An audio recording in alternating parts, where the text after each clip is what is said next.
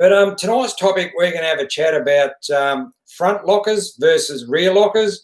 And if you're thinking about maybe putting one of those into your four drive, and which end should you maybe consider about putting it in, whether you should look at getting a front one or rear one or both. Let's have a good chat about this as we go forward. This is certainly a question I sort of get asked a fair bit about. You know, looking to get a locker in my vehicle, in my four drive, which end should I maybe thinking about doing? I only want to do the one. Should I put it in the front? Should I put it in the back? What do you reckon? Well, a few things you probably need to have a think about first, I suppose, and maybe think about why you want a locker to begin with. Because you don't really need one if you want to, have a good look through around full drive and that sort of stuff. You don't sort of really need one. You still can get by without them. So I suppose you've got to look as to why you want to put one in and what sort of full driving and maybe tracks are you going to start looking to maybe do where you're going to now warrant maybe getting a locker put in it. So there's a few things there. And I suppose another thing too is, what sort of suspension has your four drive got?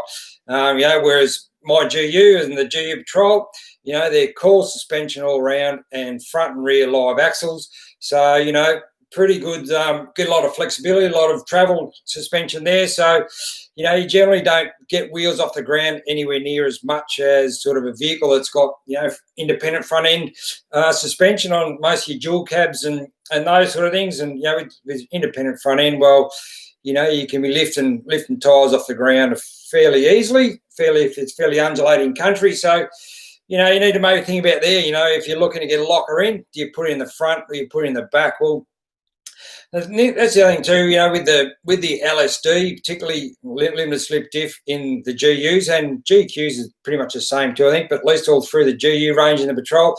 The LSD limited slip diff in the back of the Patrol is pretty damn good, even from standard. So, so do you muck around with that or just put one in the front, particularly if you've got a Patrol? But look, I've got them in both ends of my Patrol, as many of you guys who've sort of been following along maybe have seen the fact that I've got it there. But the reason why I've got front and rear in mind, because I've had the front one in for quite some time, and then I was under the advice, this is the worst bit of advice I've ever had on anything that I've done with my Patrol, was to tighten up the rear LSD, so to put shims in it and tighten it up, and it sort of makes it not slip quite so easily if you got to put some shims in it and it tightens it up and that sort of thing. Well, in the end, the advice that I got from that and ended up getting it done, but it was shimmed up way too tight, and in the end, it ended up destroying the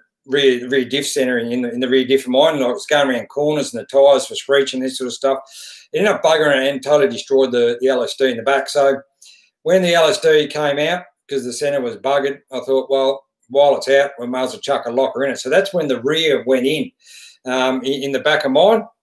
And so that's why I've got front and rears in the back of mine. So, if anyone's going to start advising you out there that, to put shims and tighten up the rear diff in the back of your four drive, have a good hard think about it and get some fair income proper advice, and make sure whoever's going to consider doing it, that they really know what they're fair income doing when they go and tighten up the rear diff and put those shims in, because that's my experience. It buggered the rear diff in mine, and that's why now I've got a rear locker put in it. But just have a chat with some of you guys here. Another 105. Matt has just done the same video.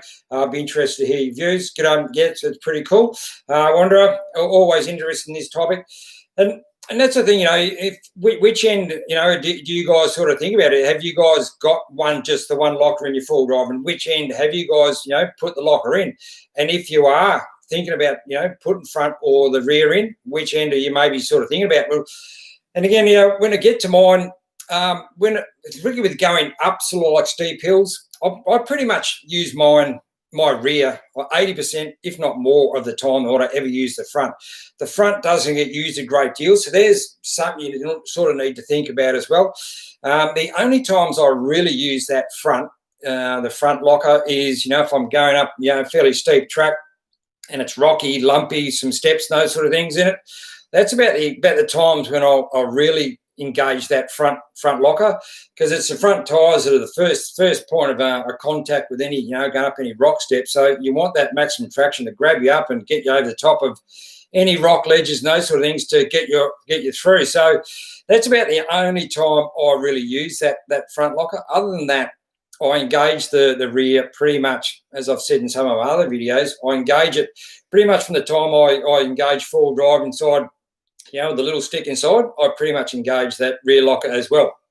Because when the LSD comes out of the back of the patrol, like what mine is, without that rear locker engaged, it becomes a single pegger very, very quickly. So that means it can very easily start spinning the tyres very, very easily now that LSD's come out of it, and if the rear locker's not in, it'll spin tyres very, very quickly. So that's why I use that rear pretty much all the time. Every time I engage it, I will put that in. But if you're going up steep hills, the other thing with having one in the rear, it's sort of a good way of sort of gives you that handy for pushing the vehicle up the tracks, having the both diffs and both wheels in the back sort of locked up. So that's the other thing there to sort of think about. But it'd be good to hear from some of you guys, which way have you guys gone, and what sort of things have you gone there? Ian, please say good day to JJ. How you going there, JJ, Minister of Finance? How are you? Thanks very much for coming in tonight. Phil, good day, mate. How you going? What's that? G cheering. How's things? How you going, mate? Yeah, good. Love the shows. Love the YouTube. Thanks very much. Set my 75 series up Land Cruiser. Good. So it's good now. I was thinking about putting a locker in it. So which end are you maybe thinking about? With putting a locker in it. So because I only use that rear pretty much all the time. This is the other thing you got to take into account is the cost. When you've only looking at doing one option, they're not a cheap option to put in, but they're certainly well worth it.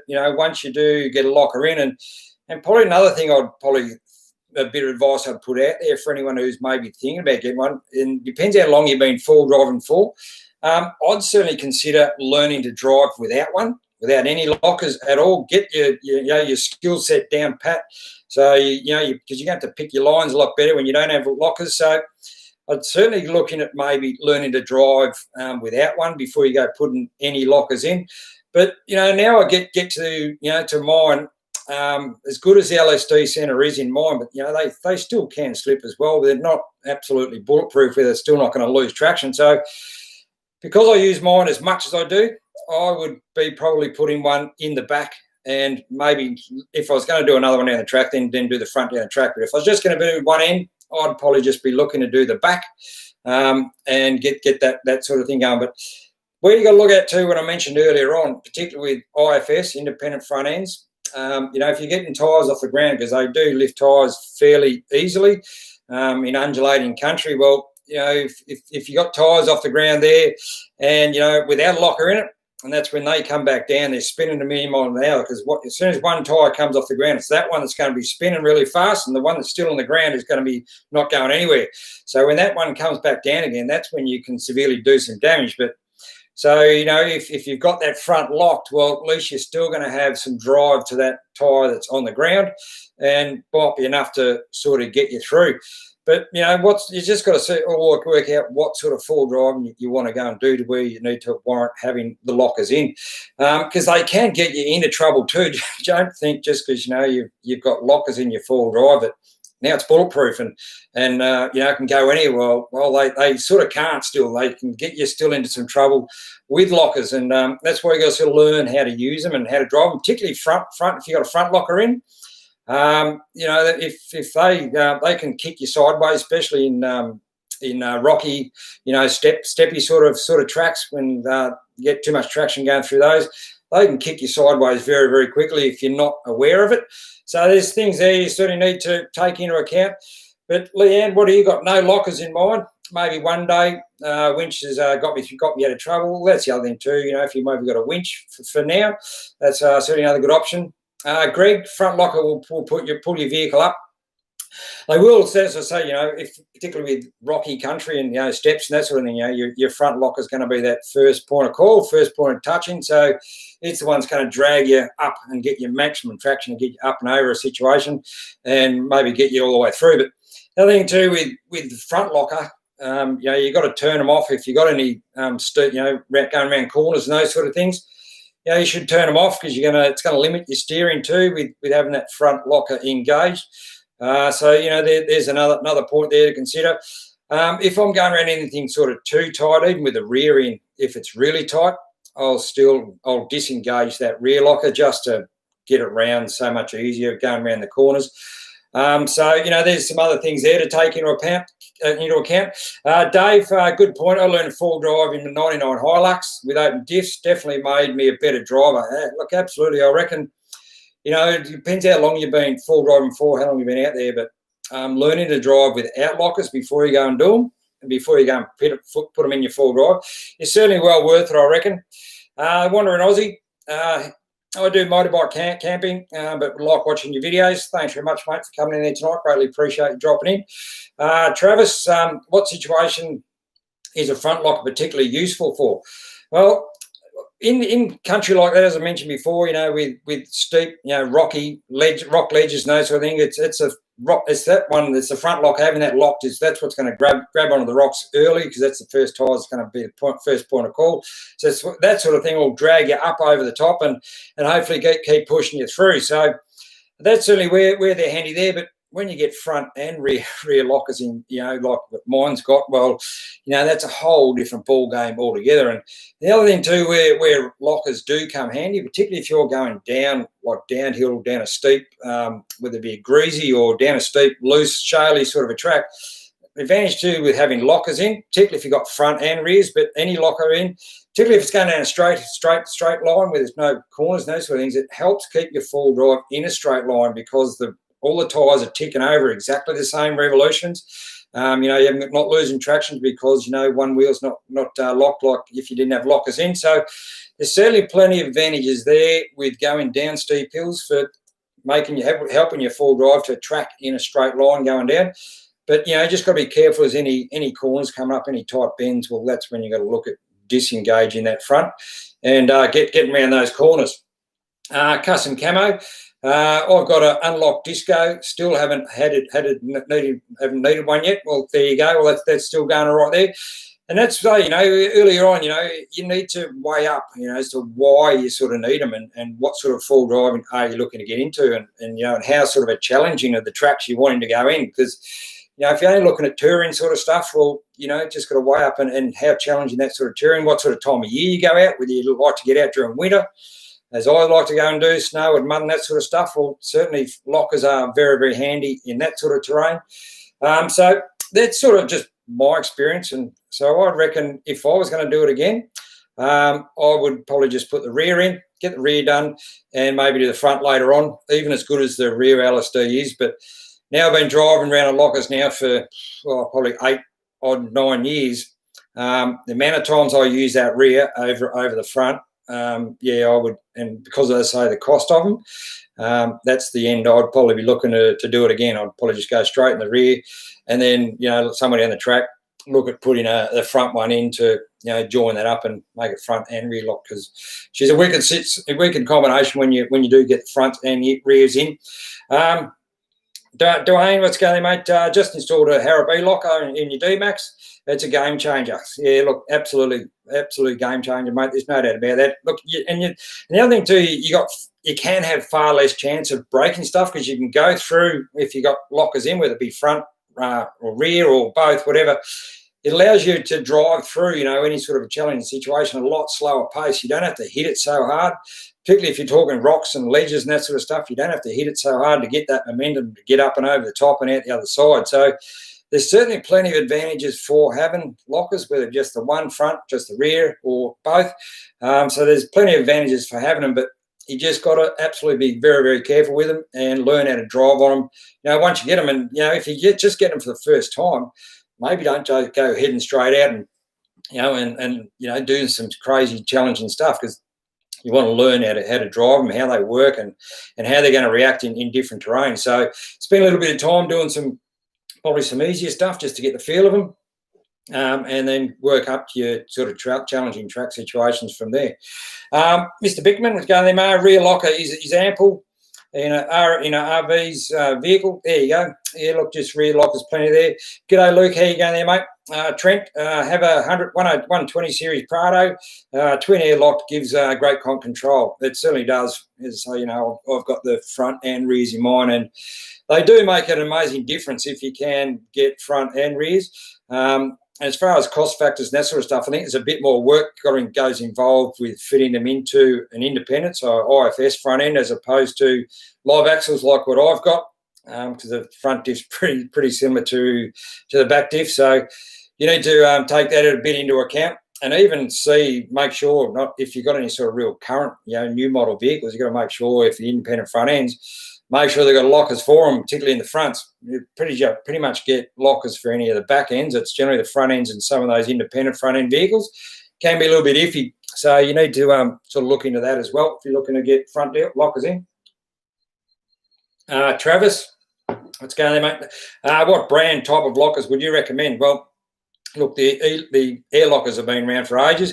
It's the only one I've ever used. I've been on the air lockers for 8-9 years. But, the air lockers, you hear some pretty good things about those, but it's a hard one. So on which way to go with those, I've got the ARB air lockers in mine. I've certainly had some dramas with them over the years, but, I think I've sort of got it a bit sorted now. I think the TGM Pro locker, that gets a pretty good rap. So that if you're looking at air lockers, they're probably one worth having a bit of a look at as well. I've heard some really good reports on the TGM on the Pro locker from TGM.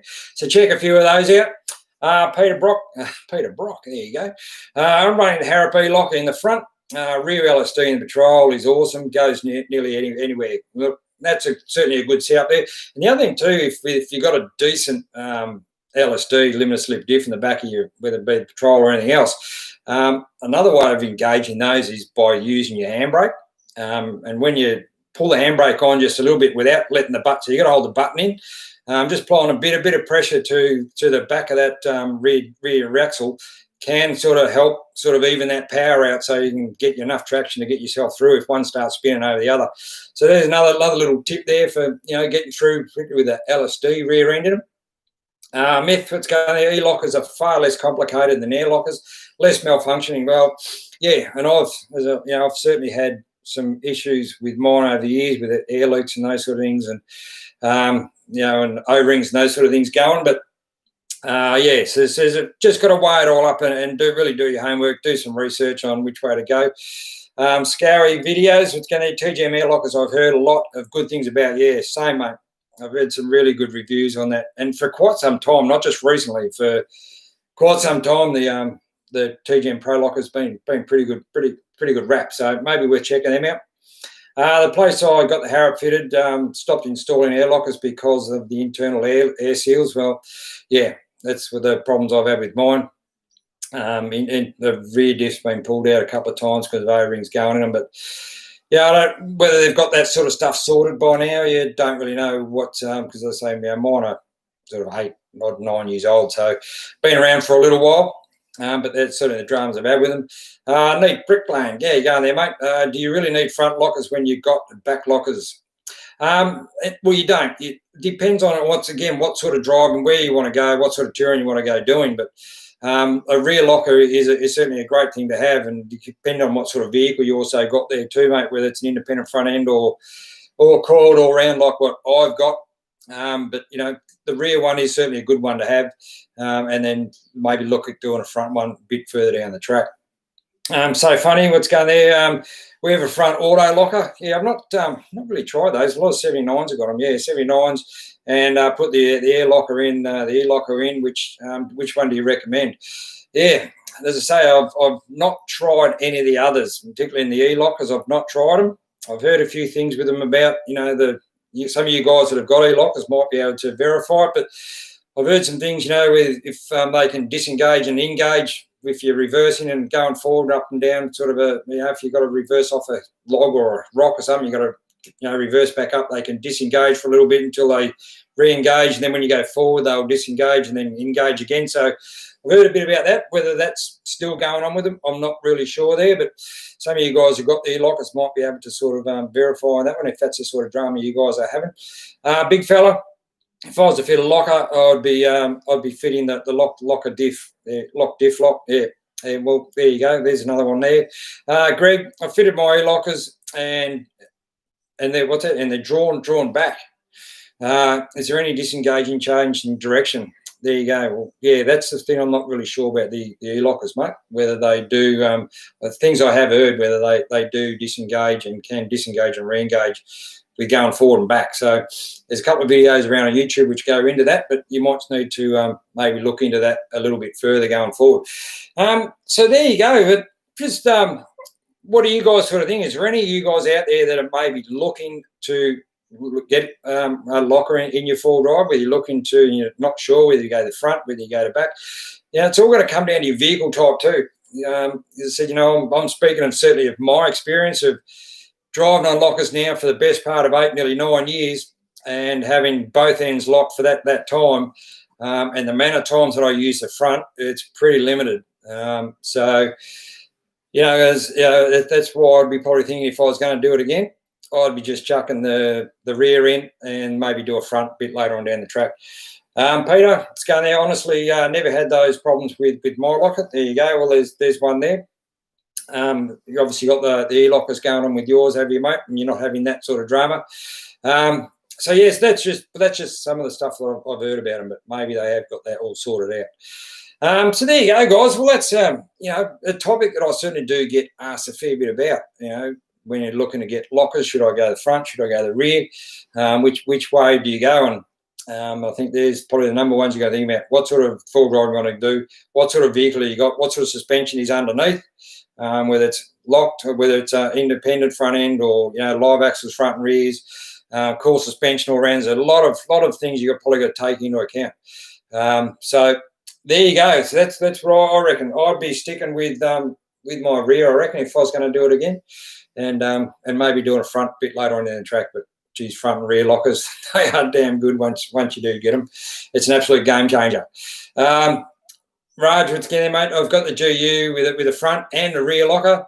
Like I said, I've never really had to use the front. There you go. There's another one there with the GU. Yeah, mate, same deal, mate. Very rarely ever use that front. Like I said, only in steep sort of rocky rock ledge, that sort of stuff. About the only time I will use it. And, when you couple that up with reduction gears, well, yeah, it's pretty cool. Nick, I had the ARB set up in the range of 30 years, just in the back. Not that impressed, really. Used the compressor for tyres more than anything, Nick, from England. Thanks very much for coming in tonight from England, mate. Yeah, look, I don't use my compressor that's just for my lockers, the one that I've got under the bonnet. It's for lockers only. It's only a little one, so it's only for the lockers. So I don't do tyres or anything like that with it. We've got another one for the tyres. Connor, got an ODA Patrol, coil all round, rear locked, best car from stock. Yeah, don't think I've ever needed the front. There you go, there's another Patrol there, only talking about maybe using the front very limited and always using the back one. If you're thinking about putting a locker in, think carefully about it. Don't go rushing into it. And, because it is a fair whack of money. So you want to make sure you get it sorted out for the right end, for whether they're going to be the front, the back, and all that sort of stuff. So there we go, guys. We'll wrap this one up, and thanks very much for joining in tonight for the first Sunday night one. Good catch up with you guys. Some great feedback there coming through. Really always enjoy reading all the comments and everything coming in. So we'll catch you guys next week. Meantime, have a good week that's coming up, and we'll catch you a bit later on. See you guys. Hooroo.